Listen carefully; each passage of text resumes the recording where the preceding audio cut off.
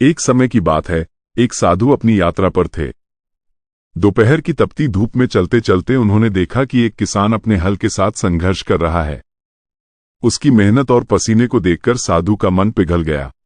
वे किसान के पास गए और बोले, भाई, इतनी धूप है, थोड़ी देर आराम कर लो। आओ, हम दोनों मिलकर हरि का नाम लेते हैं।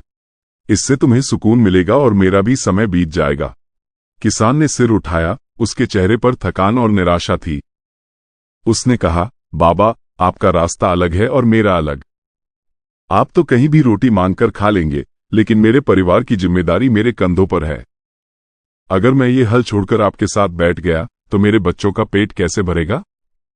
साधु ने मुस्कुराते हुए कहा, अगर ऐसी बात है तो मैं तुम्हारा काम कर देता हूं।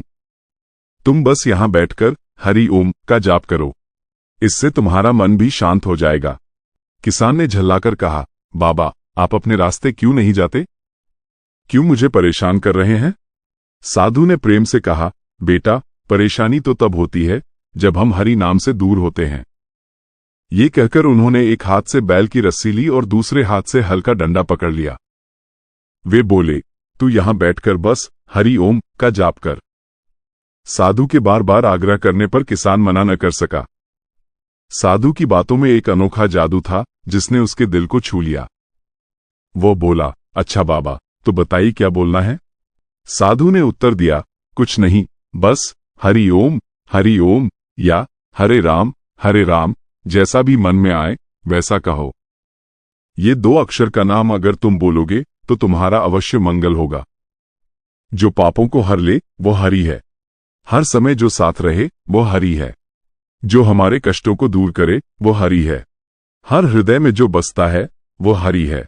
साधु ने समझाते हुए कहा, बेटे, हरि की महिमा अपरंपार है। कुछ और सुनो या न सुनो, भूलो या न भूलो, लेकिन हरि का नाम अवश्य लो। ये कहकर साधु ने खुद थोड़ी देर हरि का नाम लिया। किसान ने पहले धीरे धीरे और फिर जोर जोर से हरि ओम का संकीर्तन करना शुरू कर दिया। उसका मन साफ था, उसमें कोई छल कपट नहीं था। धीरे धीरे इस संकीर्तन का ऐसा प्रभाव हुआ कि उसकी आंखों से आंसू बहने लगे। वो नाचने लगा और हरि ओम जपने लगा। उसका मन इतना पवित्र और निर्मल हो गया कि उसकी बुद्धि में परमात्मा का अनोखा अनुभव हुआ। उसने साधु के हाथ से बैलों की रस्सी ले ली और उनके चरणों में गिरकर फूट फूट कर रोने लगा। साधु ने पूछा, क्या हुआ बेटा? पर किसान के मुंह से केवल बाबा ही निकल रहा था। वह ऐसा लग रहा था जैसे बावला हो गया हो। आसपास के लोग उसे देखकर दौड़े आए और बोले, क्या हुआ? क्या ये पागल हो गया है? किसान ने रोते हुए कहा, हाँ, मैं पागल हो गया हूं। मैंने जान लिया है कि हरि को कैसे प्रकट किया जा सकता है। मैंने पहले बाबा का अपमान किया था, लेकिन बाबा ने अपमान करने वाले को भी सम्मान दिया। ये बाबा की महानता है। उसका चेहरा देखकर दूसरे किसानों के चेहरे भी खिल उठे। उन्हें सारी बात समझ में आ गई।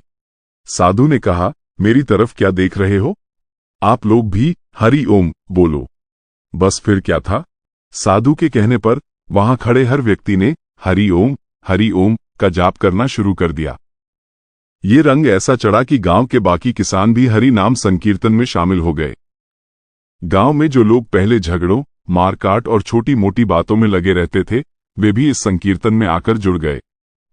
उस दिन से वो स्थान हरिपुर ग्राम बन गया, जहां हर व्यक्ति ने स्वयं को परमात्मा के चरणों में समर्पित कर दिया।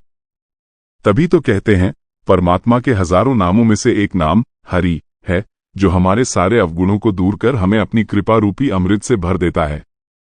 भगवान के नाम में अद्भुत शक्ति है।